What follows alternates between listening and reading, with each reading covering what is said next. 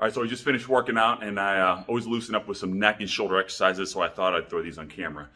So for two reasons, primarily for myself anyway. If I do an upper body workout, as I just did, right, I'll do some pulling exercises. Even if I do a set of push-ups or a couple sets of push-ups, I feel good with my push-up workout. But the next day, my shoulders and neck usually talk to me a little bit because my left shoulder blade doesn't always want to move the way that maybe it should, or it could, just due to being an athlete and working out and being left-handed, doing a lot of things there. So the other reason though, hence the video Desk Jockey RX, if you're sitting at your desk, and again, we're hunched forward, right? So our upper back looks like this, our chin is typically forward, and our shoulders are rounded. So number one, keep in mind that our body gets good at what you ask it to do most of the time. It's that simple. Your body gets good at what you ask it to do most of the time. If you ask it to walk 3 miles every day, your body will get good at that. If you ask it to sit in a desk chair for 8 or 9 or 10 hours a day, or in a recliner, your body is going to get good at that. And the better your body gets at sitting in your desk chair, the worse it's going to get at walking and moving and jumping and getting up out of bed and getting up from a chair and standing up from the floor. Okay, so let's unglue your body from your desk chair a little bit. This is your posture here, so we're going to stand up. Number one cue is just to stand tall for all these. Good posture, first and foremost, just means stand tall. So if there's a spot, right, at the top of your head, that's getting as tall as you can, pulling you as tall as you can, right? And then your shoulders are relaxed down. Okay, we're going to start with shoulder rolls. These shoulder rolls, people kind of go through this pretty quickly, but the key is that you're mindful about this. So number one, just shrug up and then relax down. And if you want to throw a breath into that, shrug up with an inhale and then relax with an exhale. Okay, just let that go. Then we're going to extend that into a full shoulder roll. It's not technically rolling your shoulders as much as it is moving your shoulder blades around your rib cage and back, right? And the muscles that pull on your neck and pull on your shoulders are all connected also to your shoulder blades, right? So come up with your shoulder blades and then draw them back and then down and then forward and go through that range of motion. And think about if you were to draw like a dot right here on my shoulder, I'm kind of doing a circle or oval. And how good is your circle? How good is your oval? Is there a little sticking spot? Is there a corner maybe that you just can't hit? Okay, when you're going around, and be aware of that. So just go forward a few times there and just be mindful. How does it feel just to pull your shoulders straight down, but stay tall? How does it feel to pull your shoulders forward and then up and then back? Okay, and last thing, when you go back, try not to throw your chin forward. That's a compensation with your neck. All right, I said 3 exercises in 3 minutes. You know that's going to happen, but we'll find out. So number 2.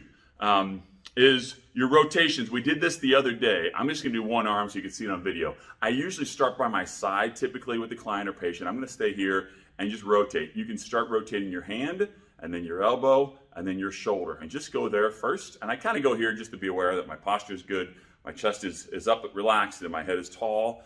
And then I can continue to bring that up.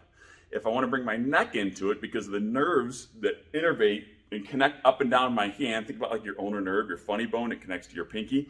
That actually is going to start with a branch that goes all the way up into your neck spinal cord. So what we do is we add a neck rotation, which is going to help mobilize some of those nerves.